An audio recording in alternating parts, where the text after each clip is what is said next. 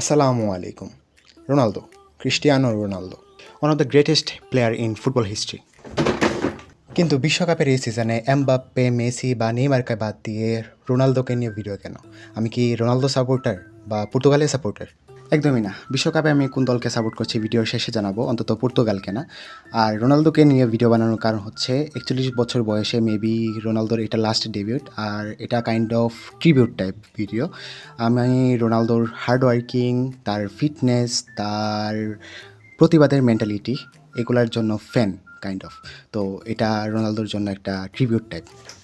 তো আজকে আমি ট্রাই করতে যাচ্ছি ক্রিস্টিয়ানো রোনালদোর morning routine. So let's do it. তো আমাদের প্রথম টাস্ক ঘুম থেকে ওঠা 5টা থেকে 5:30টার দিকে। 5:30 বাজে অ্যান্ড আই এম লাইক ঘুম থেকে ওঠার পর কাজ হলো 500 ml, হ্যাঁ ইন্টারনেট ঘেটে 500 ml পেয়েছি, 500 ml পানি খাওয়া।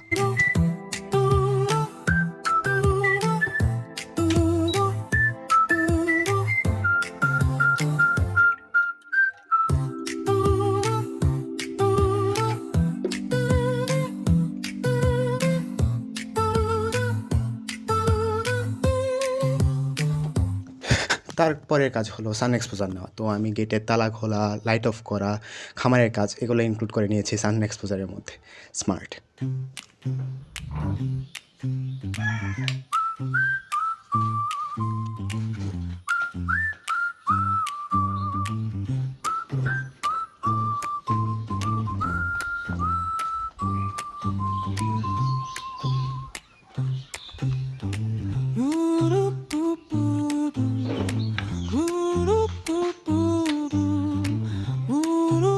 অলরাইট, সান এক্সপোজার নিতে চলে আসলাম খামারে। জানি এটা একটা আইডিয়াল প্লেস না সান এক্সপোজার নেওয়ার জন্য, তবু কাজটা শেষ করতে হবে। তো শুরু করি।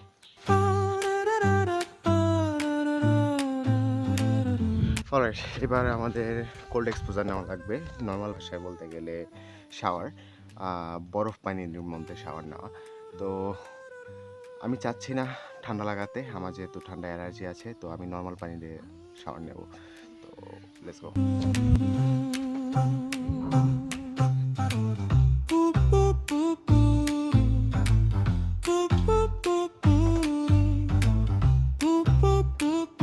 জানি না সাকসেসফুল মানুষরা সকাল সকাল গোসল করে কি মজা পায়, তাও আবার কোল্ড শাওয়ার।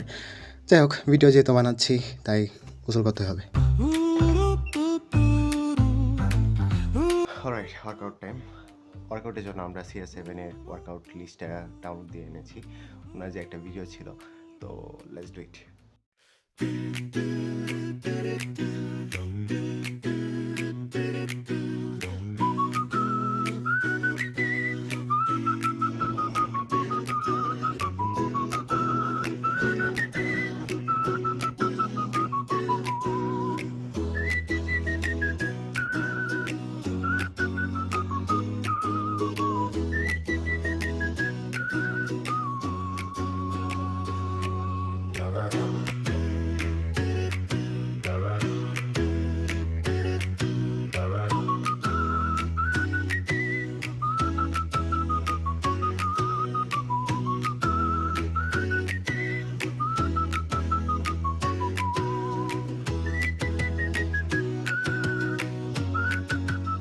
অলরাইট, ঘড়িতে অলমোস্ট 8টার মতো বাজে, আর ফার্স্ট ন্যাপ নিতে হবে এখন। ওয়ার্কআউট ডান, তো ফার্স্ট ন্যাপ টাইম।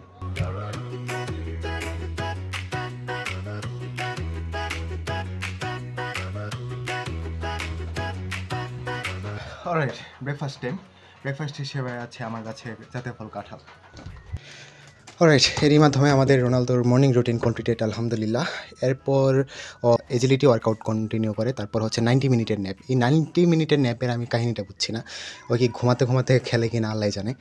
যাই হোক, এবার আসি যে আমি কোন দল করি। তো আমি কোনো দলই করি না, আবার সব দলই করি। ধরেন প্রত্যেকটা দলেই একজন স্টার প্লেয়ার থাকে, যেমন ব্রাজিলের ক্ষেত্রে নেইমার, আর্জেন্টিনার ক্ষেত্রে মেসি, তারপর পর্তুগালের ক্ষেত্রে রোনালদো, তারপর ফ্রান্সের ক্ষেত্রে এমবাপ্পে। তো আমি হচ্ছে সবার খেলা দেখি, সবারই খেলা দেখি।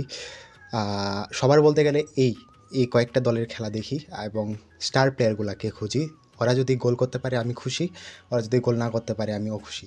তো কে জিতলো, কে হারলো, কে বিশ্বকাপ নিল, কে নিল না, ওইটা আমার কিছু যায় আসে না। তবে এই বছর যেহেতু রোনালদোর লাস্ট ওয়ার্ল্ড কাপ হতে যাচ্ছে, মেবি আমি চাই ও ভালো পারফর্ম করুক, এবং যদি বিশ্বকাপটা যায় ওর হাতে, যেহেতু গত বছর মেসি নিয়েছে, এবছর ওর কাছে গেলেও আমার কোনো আপত্তি থাকবে না।